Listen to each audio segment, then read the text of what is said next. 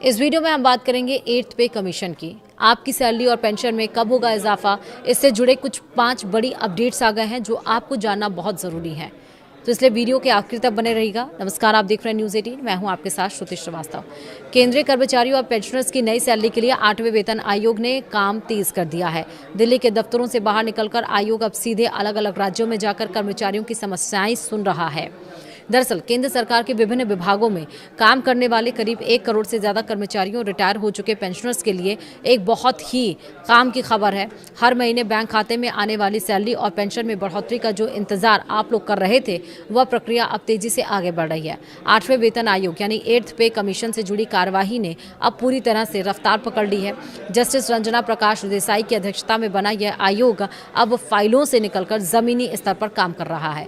देश के अलग अलग राज्यों और केंद्र शासित प्रदेशों में कर्मचारी यूनियन और पेंशनर्स के गुटों के साथ आयोग की अहम बैठकें लगातार जारी हैं। अगर आप भी इस बात को लेकर उत्सुक हैं कि नया पे स्ट्रक्चर कैसा होगा, बेसिक सैलरी कितनी बढ़ेगी और पेंशन का रिवीजन किस तरह से किया जाएगा, तो 8वें वेतन आयोग की तरफ से आ रहे इन 5 सबसे जरूरी अपडेट्स को जानना आपके लिए बेहद जरूरी है। सबसे पहले तो बता दें कि वेतन आयोग का काम सिर्फ दिल्ली के दफ्तरों में बैठकर नहीं हो रहा है। फिलहाल यह आयोग अपने परामर्श और विश्लेषण वाले बेहद अहम दौरे से गुजर रहा है। इसका सीधा मतलब यह है कि आयोग के सदस्य अलग अलग राज्यों में जाकर वहां के कर्मचारियों और उनकी यूनियनों की दिक्कतें सुन रहे हैं। दक्षिण भारत में चेन्नई यानी तमिलनाडु के भीतर 7 और 8 सितंबर को महत्वपूर्ण परामर्श बैठकें रखी गई हैं। इसके ठीक बाद 9 सितंबर को पुडुचेरी में भी सुनवाई का समय तय किया गया है।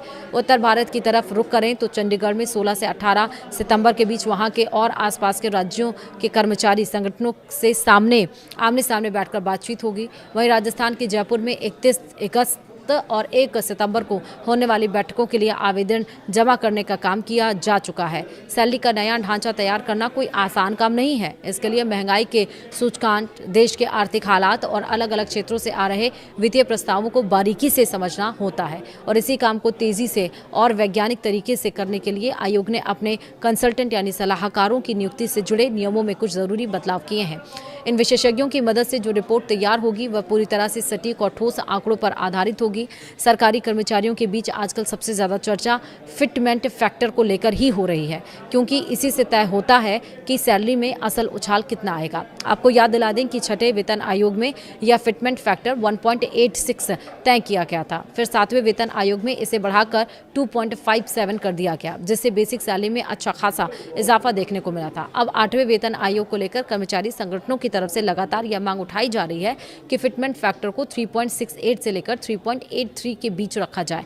हालांकि यहां यह साफ कर देना जरूरी है कि अभी तक आयोग की तरफ से न्यूनतम वेतन, फिटमेंट फैक्टर या नई पेंशन को लेकर कोई भी आधिकारिक घोषणा नहीं की गई है। आखिरी फैसला आयोग की पूरी रिपोर्ट और उसके बाद सरकार की मंजूरी पर ही निर्भर करेगा। इस बार वेतन आयोग की यह साफ मंशा है कि पूरी प्रक्रिया एकदम लोकतांत्रिक और पारदर्शी रहे। कोई भी फैसला सिर्फ बंद कमरों में लेने के बजाय आयोग हर विभाग के कर्मचारी प्रतिनिधियों, स्थानीय परिसंघों और पेंशनर एसोसिएशन को पूरा मौका दे रहा है। लोग अपनी समस्याएं और सुझाव लिखित रूप में या फिर बैठकों में मौखिक तौर पर सीधे आयोग के सामने उठा सकते हैं।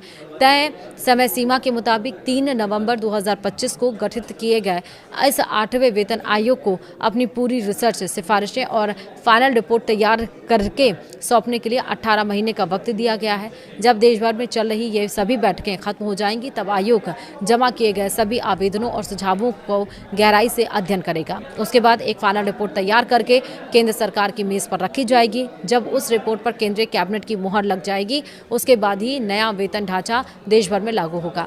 चूंकि 8वां वेतन आयोग अभी शुरुआती बातचीत और आकलन के दौर से गुजर रहा है, इसलिए कोई भी नया फॉर्मूला अभी तक आधिकारिक रूप से पास नहीं हुआ है। ऐसे समय में अक्सर कई तरह की अफवाहें तेजी से फैलने लगती हैं। सभी कर्मचारियों और पेंशनर भोगियों को यही सलाह दी जाती है कि वे इधर उधर की बातों पर ध्यान देने के बजाय सही और पुख्ता जानकारी के लिए सिर्फ 8वें वेतन आयोग के आधिकारिक पोर्टल या वित्त मंत्रालय की तरफ से जारी होने वाले आधिकारिक बयानों पर ही भरोसा करें।